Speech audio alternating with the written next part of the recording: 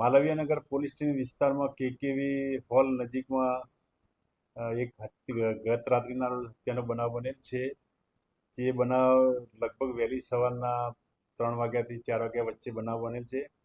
જે મરણ જનારે જે અજાણ્યા ઈસમ પાસેથી ફોન કરવા માટે મોબાઈલ માગેલ અને તેના મોબાઈલ પરત ના આપી, જેથી અજાણ્યા ઈસમે એને પથ્થર મારી, માથાના ભાગે પથ્થરો મારી અને ઈજા કરી અને મૃત્યુ નિપજાવેલ છે.